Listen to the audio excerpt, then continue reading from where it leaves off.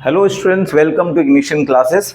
बच्चों, आज हम लोग बात करने वाले हैं सीए फाउंडेशन का पेपर 2 के बारे में, जो कि लॉ है। बहुत ही इम्पॉर्टेंट, बहुत ही इंटरेस्टिंग और बहुत मज़ेदार सब्जेक्ट है। आप लोगों ने 11-12 में इस सब्जेक्ट को नहीं किया है, बट यहाँ पे हम लोग फाउंडेशन में करेंगे और बहुत अच्छा सब्जेक्ट है, बहुत इंटरेस्टिंग भी है और बहुत कुछ सीखने मिलेगा। तो चलिए पहले हम लोग इसके breakup subject chapter wise breakup की बात करते हैं। ठीक है, देखो बच्चों, ये पेपर 2 है। टोटल मार्क्स इसका 100 मार्क्स का होता है। लॉ जो हमारा फाउंडेशंस में आते हैं, टोटल 100 मार्क्स का एग्जाम होगा और सेक्शन ए 60 मार्क्स का, सेक्शन बी 40 मार्क्स का टोटल होता है। दूसरी बात, लॉ जो है ये सब्जेक्टिव है, मतलब आपको आंसर्स लिखने पड़ेंगे, ये ऑब्जेक्टिव नहीं है। तो आपको ये सब्जेक्टिव पेपर है, तो इसको आपको लिख के आंसर्स देना होगा। ठीक है ना। सबसे पहले हम लोग क्या करते हैं, बात करते हैं ब्रेकअप का। इसके चैप्टर्स क्या क्या होंगे उसके बारे में पढ़ेंगे। सबसे पहले यहाँ पे देखोगे बच्चों, आपको दिखेगा सबसे पहला चैप्टर जो है इंडियन रेगुलेटरी फ्रेमवर्क है। ये हमारा फर्स्ट चैप्टर है लॉ का। सेकेंड चैप्टर है जो कि सेकेंड चैप्टर आप देखोगे बच्चों, सेकेंड चैप्टर में इंडियन कॉन्ट्रैक्ट एक्ट 1872 है। 1872, इसके अंदर में आपको यूनिट्स मिलेंगे। ओवरऑल 9 यूनिट्स हैं। तो इन 9 यूनिट्स को हम लोग को पढ़ना होगा ताकि हम इस पूरे इंडियन कॉन्ट्रैक्ट एक्ट 1872 को समझ सकें। Nature of contract, consideration number 2। Number 3 में आपका other essential element of contract, मतलब एसेंशियल एलिमेंट ऑफ कॉन्ट्रैक्ट क्या होता है उसके बारे में पढ़ेंगे। नेक्स्ट यूनिट है हमारा performance of contract. 5th unit है breach of contract and remedies. 6th में आता है आपका contingent and quasi contract. 7th हमारा है contract of indemnity and remedies. Number 8 हो गया आपका बिलमेंट ऑफ प्लेज एंड नंबर 9 होता है एजेंसीज। तो हमारी ये 9 यूनिट्स हैं इस चैप्टर को कंप्लीट करने के लिए। तो 1 बाय 1 हम लोग ये सारे जब हम लोग चैप्टर्स करेंगे, इन 9 यूनिट्स को क्लियर करेंगे और तब हमें क्या होगा, इस चैप्टर को अच्छे से सीख पाओगे। चैप्टर 3 आपका है बच्चों सेल्स ऑफ गुड्स एक्ट 1930। यहाँ पे 4 यूनिट्स ओवरऑल हम पढ़ेंगे। यूनिट्स 1 में formation of contract of sale, मतलब यहाँ पे ये पढ़ेंगे कॉन्ट्रैक्ट ऑफ सेल किस तरह बनाया जाता है, कंडीशंस एंड वारंटीज। 3rd में आता है transfer of ownership and delivery of goods. और चौथा यूनिट हमारा होता है अनपेड सेलर। तो ये 4 यूनिट आपको चैप्टर 3 में पढ़ने की जरूरत पड़ेगी। आए समझ बच्चों। नेक्स्ट अब आते हैं चैप्टर 4। चैप्टर 4 में जो हम लोग पढ़ने वाले हैं, चैप्टर 4 में देखोगे बच्चों इंडियन पार्टनरशिप एक्ट 1932। तो 1932 मतलब पार्टनरशिप से रिलेटेड जितने भी लॉज हैं जो पार्टनरशिप एक्ट में अप्लाई होते हैं, वो सारे हम लोग यहाँ पे पढ़ने वाले हैं। राइट, इसमें 3 यूनिट्स पढ़ी जाएंगी, यूनिट 1, यूनिट 2 और यूनिट 3। यूनिट 1 हमारा चैप्टर, यूनिट 1 जो है हमारा उसका general nature of partnership. Unit 2 में जब आप पढ़ोगे रिलेशन ऑफ पार्टनर्स होंगे, उसके बारे में पढ़ा जाएगा। यूनिट 3 में registration and dissolution of firm, firm को किस तरह रजिस्टर करा जाएगा, किस तरह क्लोज किया जाएगा सॉरी, डिसोल्यूशन किस तरह होंगे, वो सारे पढ़ेंगे। चैप्टर 5 जो हमारा है बच्चों, चैप्टर 5 में पढ़ेंगे the limited liability partnership act 2008। इसको भी डिटेल में पढ़ेंगे। चैप्टर 6 हमारा है द कंपनी एक्ट 2013 और चैप्टर 7 है हमारा नेगोशिएबल इंस्ट्रूमेंट एक्ट 1881। ये हमारे टोटल चैप्टर्स हैं इस लॉ पेपर को कंप्लीट करने के लिए। और इन एक एक पेपर को हम लोग स्टेप बाय स्टेप कंप्लीट करेंगे एंड देन हम लोग इसको फर्दर सॉल्व भी करेंगे। हमारे जो मटेरियल्स हैं उससे सॉल्व करेंगे, प्लस आईसीआई का जो मटेरियल है उससे सॉल्व करेंगे और ये पूरे टॉपिक को एकदम ईजी करना है। चलिए अब बच्चों, पहला हम लोग जो बात कर रहे हैं यहाँ पे चैप्टर 2 की। देखिए चैप्टर 2 में क्या था, अभी आप देखोगे चैप्टर 2 में हमारा था इंडियन कॉन्ट्रैक्ट एक्ट 1872। तो हम लोग स्टार्ट जो कर रहे हैं अभी, आज का डेट, आज जो हम लोग स्टार्ट कर रहे हैं वो चैप्टर 2 से स्टार्ट कर रहे हैं, इंडियन कॉन्ट्रैक्ट एक्ट 1872। तो हम लोग इसके बारे में आज बात करेंगे बच्चों। चलिए, इंडियन कॉन्ट्रैक्ट एक्ट 1872 ये क्यों आया, क्या जरूरत पड़ गई कि हमें इंडियन कॉन्ट्रैक्ट एक्ट पास करना पड़ा, गवर्नमेंट ने ये एक्ट क्यों बनाया, ये बहुत इंपॉर्टेंट है। हुआ क्या है बच्चों कि जब भी आप कोई बिजनेस करते हो, 2 या 4 लोग मिलकर किसी भी एग्रीमेंट में आते हो, तो होता क्या है कि आने वाले टाइम में कभी ना कभी ऐसा होगा कि आपके बीच में कंफ्यूजन क्रिएट हो सकते हैं, कुछ आगे जाके फ्यूचर में प्रॉब्लम्स हो सकती है, या प्रेजेंट में हम लोग अगर कोई एग्रीमेंट में कर रहे हैं तो हमारे टर्म्स एंड कंडीशंस क्या होने चाहिए, ये सारी चीजें हमें जानने की जरूरत है। तो इसीलिए क्या हुआ कि हमारी गवर्नमेंट ने जब ये बिजनेस के रिलेशंस बन रहे थे या लोगों बिजनेस में एक साथ बिजनेस करते हैं तो आगे जाके क्या क्या प्रॉब्लम्स आ सकती है या क्या क्या इश्यूज क्रिएट हो सकते हैं, उन सब को देखते हुए एक एक्ट बनाई गई। समझ में आया कि नहीं है? तो वो हो गई इंडियन कॉन्ट्रैक्ट एक्ट 1872, ताकि वहां पे सारे उस कॉन्ट्रैक्ट के जरिए सारे प्रॉब्लम्स एंड सॉल्यूशंस उसके बताए गए हैं कि किस सिचुएशन में किस तरह काम किया जाएगा, उसका स्टेप्स क्या होंगे, एवरी डिटेल्स जो लॉफुली होंगे वो सारे आपको इस टॉपिक में जानने को मिलेंगे। सबसे पहला हमारा है इंडियन कॉन्ट्रैक्ट एक्ट 1872, हम लोग जो बात करते हैं। ये जो कॉन्ट्रैक्ट है ये क्या कवर करता है? Indian contract act governs the contract in India. India में, हमारे देश में जो भी कॉन्ट्रैक्ट्स बनते हैं वो इंडियन कॉन्ट्रैक्ट एक्ट 1872 के अंदर कवर होंगे। मतलब अगर कोई भी कॉन्ट्रैक्ट, दो लोग मिलकर कोई बिजनेस करने जा रहे हैं और अगर मान लीजिए कोई भी दो लोगों के बीच में कोई कॉन्ट्रैक्ट बनता है तो उसे ये इंडियन कॉन्ट्रैक्ट एक्ट 1872 कवर करता है। दूसरा, came into force on 1 September 1872। First time Indian contract हमारे देश में कब बना, कब फोर्स में आया? पहली बार हमारा ये जो एग्रीमेंट है, ये जो कॉन्ट्रैक्ट है, कॉन्ट्रैक्ट एक्ट 1872, ये हमारा फोर्स में आया 1 सितंबर 1872 को, राइट। तीसरा आया कंटेन्स रूल्स एंड रिगार्डिंग। इस एक्ट के अंदर में क्या क्या रूल्स हैं? तो यहाँ पे लिखा हुआ है कि कंटेन रूल्स रिगार्डिंग किस चीज के कॉन्ट्रैक्ट हैं? Formation of contract. अगर कोई कॉन्ट्रैक्ट बन रहा है तो उस कॉन्ट्रैक्ट को वैलिड कैसे रखना है, वो वैलिड होने के लिए क्या क्या जरूरत है उस कॉन्ट्रैक्ट के अंदर में, तो वो सारी चीजें यहाँ पे लिखी होंगी। उसके बाद परफॉर्मेंस के बारे में, कॉन्ट्रैक्ट के परफॉर्मेंस के रिलेटेड होंगी। और थर्ड चीजें जो यहाँ पे एग्रीमेंट में इस कॉन्ट्रैक्ट एक्ट 1872 में हम लोग पढ़ेंगे वो होगा ब्रीच एंड रेमेडीज। किस तरह से कॉन्ट्रैक्ट ब्रेक हो सकता है, फिर उसके सॉल्यूशंस क्या है, उसके रेमेडीज क्या है, वो भी इस कॉन्ट्रैक्ट में हमें बताई जाएंगी। आए समझ में बच्चों? तो आपको ये समझ में आया होगा कि इंडियन कॉन्ट्रैक्ट एक्ट 1872 क्यों बना। इंडियन कॉन्ट्रैक्ट एक्ट 1872 इसलिए बनाया गया ताकि हम लोग ओवरऑल देख सकें कि अगर कोई कॉन्ट्रैक्ट किसी दो लोगों के बीच में या किसी के बीच में फॉर्म होता है तो क्या क्या एसेंशियल चीजें होनी चाहिए, क्या क्या टर्म्स होने चाहिए जो इंपॉर्टेंट है किसी कॉन्ट्रैक्ट को वैलिड बनाने के लिए, राइट। तो अगर आप कॉन्ट्रैक्ट को वैलिड बनाना चाहते हैं तो कुछ पॉइंट्स ध्यान में रखनी होती हैं, वो सारे डिटेल्स हम लोग इसमें पढ़ेंगे। आए समझ में बच्चों? चलिए अब आते हैं कॉन्ट्रैक्ट। कॉन्ट्रैक्ट होता क्या है? Contract is an agreement enforceable by law. कोई भी कॉन्ट्रैक्ट अगर एग्रीमेंट का बनता है वो इनफोर्सिबल बाय लॉ होना चाहिए, मतलब कानून द्वारा इन्फोर्स किया जा सके, वैसे कॉन्ट्रैक्ट, वैसे एग्रीमेंट को हम लोग यहाँ पे कॉन्ट्रैक्ट की बात कर रहे हैं।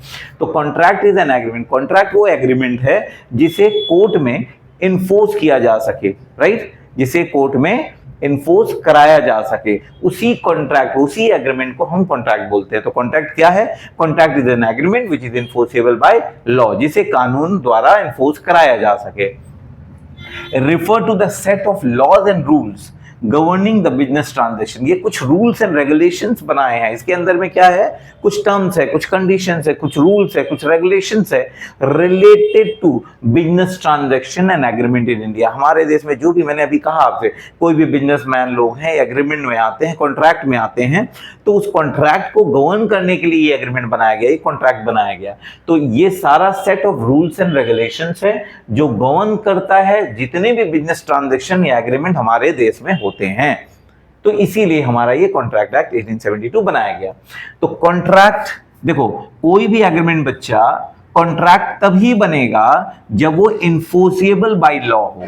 मतलब क्या कि सर अगर कोई भी एग्रीमेंट कॉन्ट्रैक्ट नहीं होता, अगर मतलब अगर आप बोलो कि क्या सारे एग्रीमेंट हमारे कॉन्ट्रैक्ट बनते हैं? नहीं, सारे एग्रीमेंट हमारे कॉन्ट्रैक्ट नहीं बन सकते।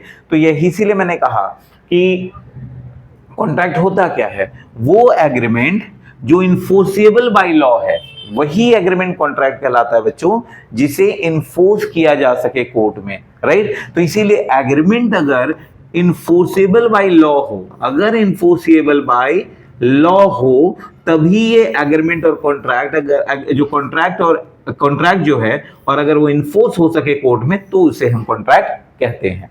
आया समझ में कि नहीं है? तो any agreement which is enforceable in the court of law is defined as contract. आया समझ में? I hope everybody understood till here. ठीक है ना? आज हम लोग जितना भी करेंगे आप इसको देखो अच्छे से, अगर कहीं पे इश्यूज आते हैं, अगर प्रॉब्लम समझ में आती है तो आप जरूर कमेंट करो बच्चों, and we will definitely work out on that, और एक एक टॉपिक का वीडियो हम आपको जरूर देने वाले हैं। चलिए नेक्स्ट स्टेप में आते हैं बच्चों। अभी मैंने कहा कि कॉन्ट्रैक्ट, कोई भी कॉन्ट्रैक्ट बच्चा तभी वैलिड होता है, वैलिड होने के लिए कुछ इंपॉर्टेंट चीजें होनी चाहिए उस कॉन्ट्रैक्ट में। मतलब हर एक एग्रीमेंट तो इन्फोर्स नहीं हो सकता कोर्ट में, राइट? तो अगर कोई एग्रीमेंट बन रहा है और उसे कोर्ट में इन्फोर्स कराना है तो उसके अंदर में कुछ वैलिड पॉइंट्स होनी चाहिए। समझ में नहीं? जो वैलिड पॉइंट उस एग्रीमेंट के अंदर में होनी चाहिए ताकि वो इन्फोर्स हो सके कोर्ट ऑफ लॉ में, उसी को बोलते हैं एसेंशियल ऑफ वैलिड कॉन्ट्रैक्ट। आया समझ में कि नहीं आया बच्चों? एसेंशियल ऑफ वैलिड कॉन्ट्रैक्ट का मतलब क्या हुआ, फिर से मैं बताता हूं। जो एग्रीमेंट आपके बन रहे हैं उसमें क्या क्या वैलिड पॉइंट्स होनी चाहिए ताकि वो इन्फोर्स हो सके, कहां पे? कोर्ट में। वो एग्रीमेंट जिसके अंदर में कुछ वैलिड पॉइंट होनी चाहिए, कुछ पॉइंट्स ऐसी होनी चाहिए, वैलिड पॉइंट होनी चाहिए ताकि आप उस एग्रीमेंट को इन्फोर्स करा सको, और तब वो जाके आपका कॉन्ट्रैक्ट बन जाता है। आया समझ में कि नहीं है? तो इस एग्रीमेंट को वैलिड बनाने के लिए, इन्फोर्सेबल बनाने के लिए कुछ पॉइंट्स हमें ध्यान में रखनी होती हैं। इसी को कहा जाता है valid of essentials of valid contract. आया समझ में कि नहीं है? तो चलिए सबसे पहला चीज हमें जानना है, किसी भी कॉन्ट्रैक्ट को वैलिड करने के लिए सबसे पहला पॉइंट अभी हम लोग शॉर्ट में सीखते हैं। पहला चीज क्या होना चाहिए? ऑफर होना चाहिए। मतलब जब भी आप किसी कॉन्ट्रैक्ट को वैलिड करना चाहते हो तो पहला एसेंशियल ऑफ वैलिड कॉन्ट्रैक्ट होता है ऑफर होना चाहिए। There must be a valid proposal which can be accepted. आपके तरफ से कोई ऐसा वैलिड प्रपोजल होना चाहिए और वो वैलिड होना चाहिए और जिसे एक्सेप्ट किया जा सके, तो उसे हम लोग क्या बोलते हैं? Offer has to be there, अगर कॉन्ट्रैक्ट को आपको वैलिड बनाना है तो। सेकेंड पॉइंट मैंने क्या कहा? एक्सेप्टेंस। मतलब साथ साथ एक्सेप्टेंस भी होना जरूरी है बच्चा। मतलब अगर आपने किसी को ऑफर करा है तब तक वो एग्रीमेंट इन्फोर्सेबल नहीं होगा कोर्ट में जब तक उसे किसी ने एक्सेप्ट नहीं किया हो, राइट? तो अगर आपको कॉन्ट्रैक्ट को वैलिड बताना है, क्या क्या अगर वो कॉन्ट्रैक्ट इन्फोर्सेबल है लॉ से, तो आपको पहले क्या होगा? अगर आपने ऑफर करा है तो किसी ने उसे एक्सेप्ट किया होगा। अगर एक्सेप्टेंस नहीं होता है तो कभी भी वो एग्रीमेंट इन्फोर्सेबल बाय लॉ नहीं होगा, राइट? तीसरी पॉइंट, किसी भी कॉन्ट्रैक्ट को पूरा करने के लिए एटलीस्ट 2 पर्सन होने चाहिए, 2 लोग होने चाहिए।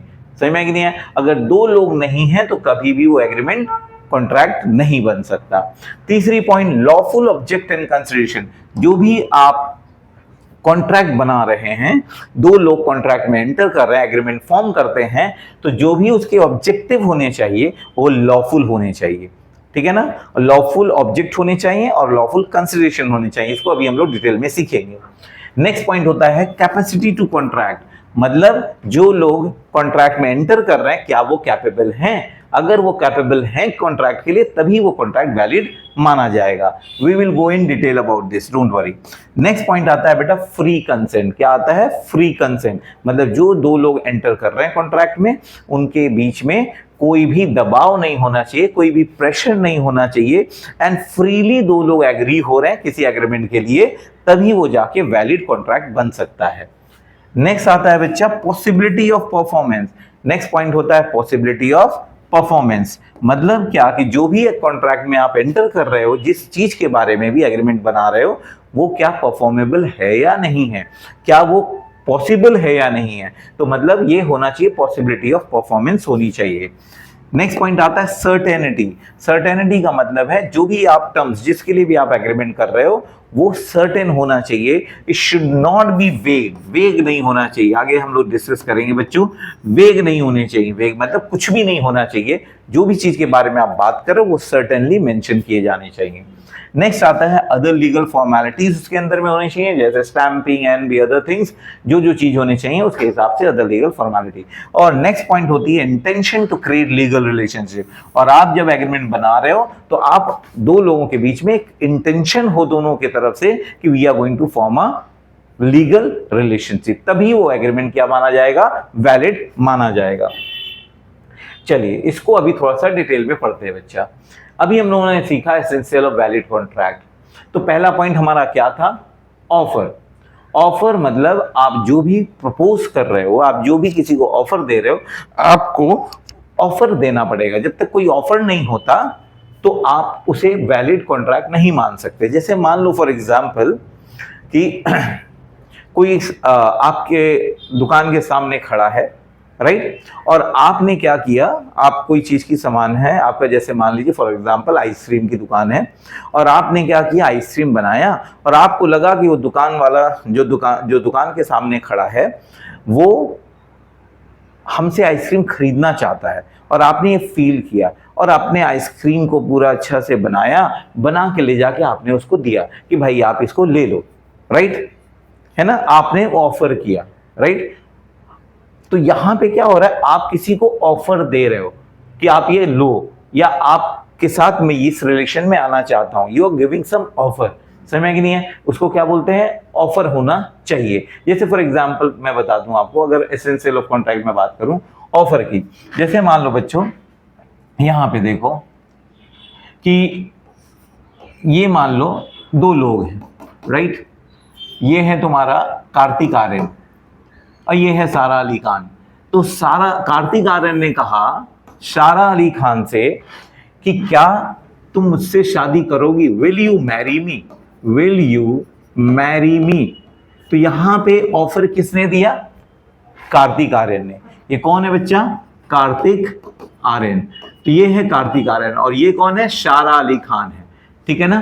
तो यहां पे देखो, जब भी कोई कॉन्ट्रैक्ट बनाना है तो ऑफर एक तरफ से जाना चाहिए। तो यहां पे कार्तिक आर्यन ने किसको ऑफर दिया, सारा अली खान को। सारा अली खान से कहा कि क्या तुम आप मुझसे शादी करोगी, अगर तुम मुझसे शादी करती हो तो मैं तुम्हारे पास बैंक बैलेंस तुम्हारे नाम में करूंगा, मैं अपना पूरा बंगला कर दूंगा, अपना महल आपके नाम कर दूंगा, ठीक है ना, आपको मैं सोने की रिंग दूंगा, या बहुत सारे आपने उन्हें ऑफर दिए, राइट। तो ये हो गया कार्तिक आर्यन का ऑफर, राइट।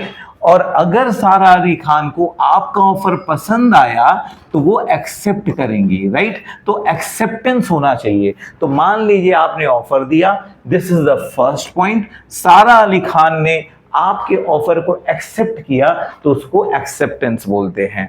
और जैसे ही आपने ऑफर किया, सारा अली खान ने एक्सेप्ट किया, तो ये एक बन गया legal contract, and this is the formation of contract. आया समझ में नहीं है। तो पहला चीज क्या हो गया बच्चों, दो लोगों के बीच में कॉन्ट्रैक्ट बनाने के लिए क्या चाहिए, एक ऑफर होना चाहिए, और वो ऑफर क्या होना चाहिए, वैलिड होना चाहिए। अब बताओ, क्या सारा अली खान को कार्तिक आर्यन ने जो ऑफर दिया, क्या वो वैलिड ऑफर है, हाँ वो वैलिड ऑफर है, राइट। और इन्होंने, सारा अली खान ने एक्सेप्ट किया, राइट, और जैसे उसने एक्सेप्ट किया क्या होता है, कॉन्ट्रैक्ट फॉर्म हो गया। अंडरस्टूड ना।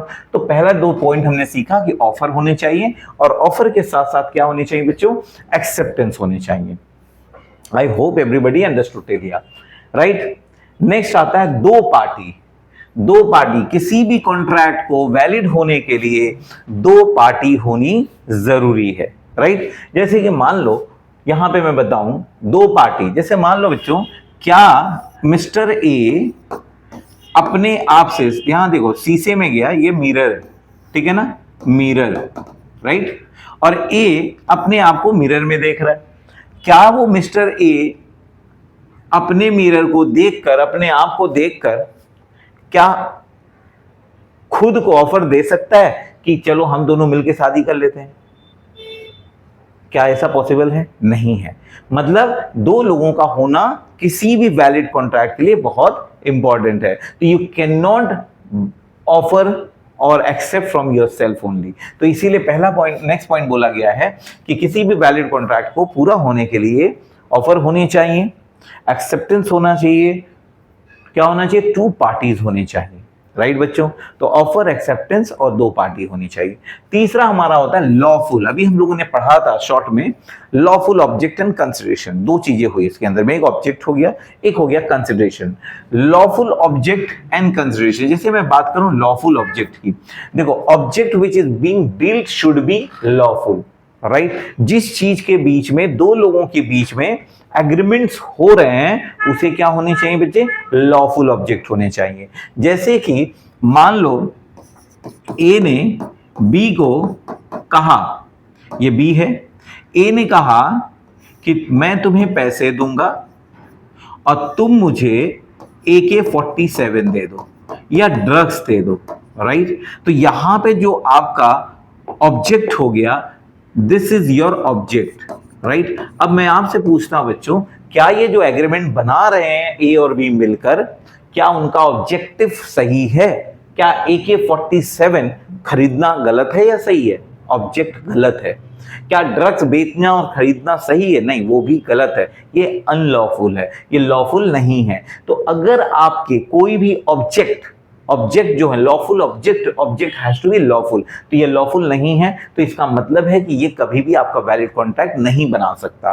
तो यहां पे देखो, object which being dealt should be lawful. तो ये ऑब्जेक्ट किस चीज के बारे में डीलिंग हो रही है? AK-47 एंड ड्रग्स के बारे में।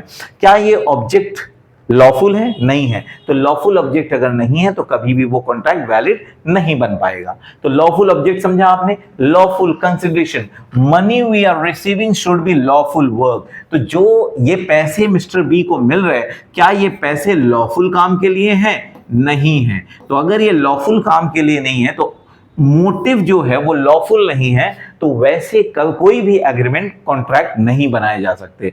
तो इसीलिए आप कभी भी कोई कॉन्ट्रैक्ट को वैलिड बनाना है, तो जो ऑब्जेक्ट है, मतलब जिसके बारे में आप डील कर रहे हो, जो बिजनेस में आपका एग्रीमेंट जिस चीज को लेकर हो रहा है, और जो पैसे आप दे रहे हो, तो उस ऑब्जेक्ट को जो अचीव करने के लिए पेमेंट पे कर रहे हो, तो वो लॉफुल ऑब्जेक्ट के लिए होनी चाहिए। आया समझ में कि नहीं है? I hope everybody understood it here बेटा। नंबर 5 पॉइंट में आते हैं। नंबर 5 बोलता है intention to create legal relationship. मतलब ये होता है कि जब भी आप कोई एग्रीमेंट फॉर्म करते हो, तो आपके इंटेंशन होने चाहिए कि आप एक दूसरे को बाइंड करते हो एक लीगल रिलेशनशिप के अंदर में। जैसे if no intention to bound the person, no legal contract. अगर आपने ऐसा कोई इंटेंशन नहीं था कि आप लीगली उसको बाउंड करो, तो कभी भी वो वैलिड कॉन्ट्रैक्ट नहीं बन सकता। जैसे एक फॉर एग्जांपल, फादर ने बेटे से कहा, फादर ने, ये पापा हैं, देखो ये पापा की मोच है, ठीक है बच्चों, और ये बेटा है छोटा सा, ये फादर है एंड ये सन है। फादर ने बेटे से कहा कि मैं तेरे को आईफोन दूंगा, तू मेरे को 90% प्लस लेकर आओ। बेटा बोला ठीक है, राइट। एग्जाम आया, बेटे ने 90% अबव अचीव कर लिया। अब वो फादर के पास गया और फादर से बोलता है, पापा आपने मुझे प्रॉमिस करा था कि आप मुझे आईफोन दिलाइएगा अगर मैं 90% मार्क्स स्कोर करता हूं तो क्या फादर अब क्या किया? बोला हाँ बेटा दिलाएंगे। और रोज बेटा उसका आके वही पूछता है, बाप उसको रोज टाल देता है। तो क्या वो जाके कोर्ट में अपने फादर के अगेंस्ट केस कर सकता है? नहीं कर सकता बेटा, क्योंकि जब इन दोनों के बीच में कोई एग्रीमेंट हुआ था, वो इस इंटेंशन से नहीं था कि फ्यूचर में जाके अगर ऐसा ना होता है तो दोनों में से कोई भी जाके कोर्ट में उसे इन्फोर्स कराए। तो यहाँ पे कोई लीगल बॉन्डिंग नहीं बनाई गई थी फादर एंड सन के बीच में, तो इसीलिए कभी भी वो intention to create legal relationship नहीं बनता है। Next point, social agreement are never contract because there is no intention to legal obligation. तो ये जो रिलेशन बना है, ये जो इंटेंशन था एक्चुअली वो है, तो ये जो एग्रीमेंट था बेटा, इसको आप सोशल एग्रीमेंट बोल सकते हो। तो अगर ये सोशल एग्रीमेंट है, तो सोशल एग्रीमेंट कभी भी इस मकसद से नहीं बनाया जाता कि हम दोनों कभी आज नहीं तो कल एक दूसरे के ऊपर केस कर सकें। तो आपका ऐसा कोई इंटेंशन नहीं होता। तो इसीलिए कोई भी सोशल एग्रीमेंट जो होता है उसमें legal intention to create legal relationship नहीं बनती। इसलिए वैसे कोई भी एग्रीमेंट है जिसमें intention to create legal relationship नहीं है, तो वो कभी भी इन्फोर्सेबल बाय लॉ नहीं होते और वो वैलिड कॉन्ट्रैक्ट नहीं माना जाएगा। आई होप एवरीबडी अंडरस्टूड। इसीलिए कहा गया बेटा, एग्रीमेंट अगर सोशल है तो वो सोशल एग्रीमेंट बन जाता है, ठीक है ना। तो इसके हम बारे में बेल्फर वर्सेस बेल्फर की स्टडी आगे अभी पढ़ेंगे। समझ में आ गई? बेल्फर वर्सेस बेल्फर की केस स्टडी हम लोग आगे जाके पढ़ने वाले हैं। आई होप एवरीबडी अंडरस्टूड। क्लियर हुआ बच्चों? अब आते हैं नेक्स्ट पॉइंट। नेक्स्ट पॉइंट बोलती है कैपेसिटी टू कॉन्ट्रैक्ट। यहां पे देखो, कैपेसिटी टू कॉन्ट्रैक्ट मतलब जो लोग कॉन्ट्रैक्ट में एंटर कर रहे हैं क्या वो कॉन्ट्रैक्ट बनाने के काबिल हैं। अगर दो लोगों के बीच में कॉन्ट्रैक्ट बनता है and they are capable of entering into agreement, तभी उसे हम लोग वैलिड कॉन्ट्रैक्ट मान सकते हैं। तो क्या capacity to contract, capable of contract होने चाहिए जिनके बीच में भी एग्रीमेंट बनता है। अगर वो कैपेबल हैं तभी वो कॉन्ट्रैक्ट बना माना जाएगा। जैसे मान लीजिए आपने किसी माइनर के साथ कोई कॉन्ट्रैक्ट कर लिया, एग्रीमेंट कर लिया, तो कभी भी वो वैलिड कॉन्ट्रैक्ट नहीं बन सकता। क्यों? क्योंकि माइनर के साथ एग्रीमेंट कभी भी वैलिड नहीं होता। दूसरी तरह अगर आपने किसी से अनसाउंड माइंड के बंदे के साथ, जो आदमी पागल है, ठीक है ना, जिसका दिमागी हालात ठीक नहीं है, मानसिक तौर पे बीमार है, वैसे इंसान के साथ अगर कोई एग्रीमेंट आप करते हो तो आप उसे भी कोर्ट में इन्फोर्सेबल नहीं करा सकते। तो इसीलिए कहा गया कि बच्चों कैपेसिटी टू कॉन्ट्रैक्ट होना जरूरी है, मतलब तभी वो कॉन्ट्रैक्ट वैलिड माना जाएगा। नेक्स्ट पॉइंट होनी चाहिए फ्री कंसेंट। फ्री कंसेंट का मतलब होता है जब भी आप एग्रीमेंट में एंटर करते हो तो किसी भी पार्टी के ऊपर कोई प्रेशर नहीं होनी चाहिए। मतलब यहां पे जो भी एग्रीमेंट होना चाहिए वो दिल से होना चाहिए, मर्जी से होनी चाहिए, but it should not be pressurized on someone. तो प्रेशराइज करके किसी को आप एग्रीमेंट नहीं कर सकते। जैसे फॉर एग्जांपल मैं बताऊं, बच्चों ने कहा कि सर मैंने ऑफर दिया कि ठीक है आप आके डेमो क्लास कर सकते हो, और बहुत सारे बच्चों ने डेमो क्लास अटेंड किया। डेमो क्लास अटेंड करने के बाद आप बाहर निकल रहे हो, तैसे मैं वहां पे किसी को लगा दिया कि सबको पकड़ के वहां पे एक रूम में बंद कर दो, और रूम बंद करके सबके माथे पे बोलो, बंदूक लगा के बोलो भाई आज तुमको एडमिशन लेके ही जाना होगा, तभी हम तुमको यहां से जाने देंगे। राइट? अगर मैंने ऐसा कुछ भी किया तो क्या वो कॉन्ट्रैक्ट जो हमारे तुम्हारे बीच में बनेगा क्या वो वैलिड होगा? नहीं होगा। क्यों? क्योंकि फ्री कंसेंट आपसे हमारे तरफ से नहीं आ रहा है। तो ऐसे कोई भी कॉन्ट्रैक्ट, कोई भी एग्रीमेंट जो फ्री ऑफ नहीं हो, फ्रीली नहीं आए, उसे हम लोग कभी भी वैलिड कॉन्ट्रैक्ट नहीं मान सकते। तो free consent, assent of both the party should be from any kind of pressure, should be free from any kind of pressure to make a valid contract. मतलब जो भी कंसेंट किसी दोनों पार्टी में से किसी की तरफ से आ रहा है वो फ्री आना चाहिए। ये नहीं कि वैलिड कॉन्ट्रैक्ट बनाने के लिए आप दोनों को, किसी एक को प्रेशराइज किया गया हो कि कॉन्ट्रैक्ट में एंटर करो, ऐसे नहीं होने चाहिए। तो जो भी कॉन्ट्रैक्ट होते हैं वो फ्री होने चाहिए। आया समझ में? तो फ्री कंसेंट होने चाहिए।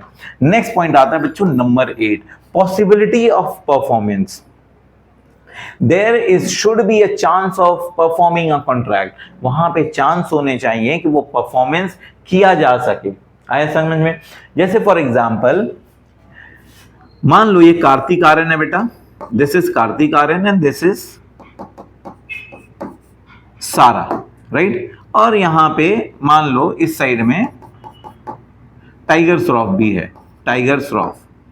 अब यहां पे कार्तिक बोल रहा है, ऑफर दे रहा है, और इधर से टाइगर श्रॉफ भी ऑफर दे रहा है, ये बोल रहा है मेरे से शादी कर लो, ये बोल रहा है मेरे से शादी कर लो, दोनों अपनी तरफ से ऑफर दे रहे हैं। अब के ने ऑफर दिया सारा को कि देखो अगर तुम मेरे से शादी कर लेती हो मैं तुम्हें मून पे ले जाऊंगा, और मून पे ले जाकर तुम्हारे लिए वहां घर बनाऊंगा। ठीक है ना? कार्तिक आर्यन ने सारा से प्रॉमिस किया कि मैं तुम्हें शादी के बाद हनीमून पर, मून पर ले जाऊंगा, वहां ले जाकर तुम्हारा प्यारा सा घर बनाऊंगा। ठीक है ना? किसने ऑफर दिया बच्चा? कार्तिक आर्यन ने। अब ये जब इसे लगा सारा अली खान को कि ये मुझे इतने अच्छे ऑफर दे रहा है, तो इसने कार्तिक आर्यन का ऑफर एक्सेप्ट किया और टाइगर श्रॉफ का मना कर दिया। अब क्या हुआ कि कुछ दिन बाद इनकी शादी हो गई, और ये अब बोल रही है कि चलो मून पे चलते हैं और वहां पे घर बनाते हैं। क्या ये सारा, अगर ये कार्तिक आर्यन से मून पे नहीं ले जाता तो क्या ये इन्फोर्स कर पाएगी? नहीं, क्योंकि ये कैपेसिटी से बाहर है। ये पॉसिबल ही नहीं है कि वो मून में उसे ले जाए हनीमून के लिए और वहां ले जाके घर बनाए। तो ऐसे कोई भी परफॉर्मेंस, अगर आप ऐसे कुछ भी चांसेस हो परफॉर्मेंस, मतलब जो आप प्रॉमिस कर रहे हो जो पॉसिबल ही ना हो, तो ऐसे अगर कुछ भी हो तो वो कभी भी वैलिड कॉन्ट्रैक्ट नहीं बना था। इसीलिए बोला गया पॉसिबिलिटी ऑफ परफॉर्मेंस होनी चाहिए। जैसे यहां पे देखो, there should be a chance of performance of contract. If you marry me I will make home on moon for you. अगर आपने ऐसा कोई ऑफर दिया है जो कि पॉसिबल ही नहीं है तो कभी वो वैलिड कॉन्ट्रैक्ट नहीं बनता बच्चों। आई होप एवरीबॉडी अंडरस्टूड। अब शाहरा खान बेचारी क्या करेगी, वो पछता रही है, मैं गलती से लालच में आ गई, इसके ये न मून पे ले गया ना कहीं ले गया, तो बाद में पछता के क्या होगा, ये इसको कोर्ट में नहीं ले जा सकती। नेक्स्ट पॉइंट नंबर 9, बेटा सर्टेनिटी होनी चाहिए। जो भी आप प्रॉमिस कर रहे हो, जो भी आपके कॉन्ट्रैक्ट हो, वो सर्टेन होने चाहिए, राइट। सर्टेनिटी, यहां देखो, work to be done should be fixed और सर्टेन। जो भी आप कॉन्ट्रैक्ट में जिस चीज के बारे में बात कर रहे हो वो चीजें सर्टेन होनी चाहिए, वहां पे वेग नहीं होनी चाहिए, मतलब कुछ भी नहीं होना चाहिए कि जैसे आपने कहा कि तुम मेरे घर आओगे तो मैं तुम्हें ये दूंगा। अरे भाई ये क्या दूंगा, आपने ऑफर दिया, उसने एक्सेप्ट किया, तो ये भी बताओ कि आपके घर वो आएगी या वो आएगा तो आप उसे क्या दोगे। अगर आपने दोनों में इस तरह का कोई एग्रीमेंट किया कि तुम मेरे घर आओ मैं तुम्हें ये दूंगा, और दोनों के बीच में आने के बाद कॉन्ट्रैक्ट बना, नहीं बना, क्योंकि आपने जब उसे ऑफर दिया वहां पे सर्टेनिटी नहीं थी आप किस चीज के बारे में बात कर रहे हो, तो कभी भी वो वैलिड ऑफर, वैलिड एग्रीमेंट नहीं बनेगा, तो वैलिड कॉन्ट्रैक्ट नहीं होता है। नेक्स्ट पॉइंट आता है बच्चा, ऑल द फॉर्मेलिटी। किसी भी कॉन्ट्रैक्ट को पूरा करने के लिए, किसी भी कॉन्ट्रैक्ट को पूरा करने के लिए फॉर्मेलिटीज होती हैं जिसे आपको पूरा करना होगा। तो जैसे किसी भी एग्रीमेंट को कॉन्ट्रैक्ट बनाने के लिए राइटिंग में होनी चाहिए, सिग्नेचर दोनों पार्टीज की होनी चाहिए, स्टैंपिंग होनी चाहिए एंड एटसेट्रा। तो इस तरह के लीगल फॉर्मेलिटी पूरी होनी चाहिए। तो these are the essential valid point in order to made the agreement enforceable by law to become a contract. I hope essential of valid contract आपको बच्चों समझ में आया होगा। अगर आप लोगों को समझ में आया है तो आप जरूर कमेंट करो, और नेक्स्ट कौन सी टॉपिक आपको देखनी है या जाननी है, सीखनी है, वो भी आप कर सकते हो। I hope everybody understood and see you in the next class. Thank you so much.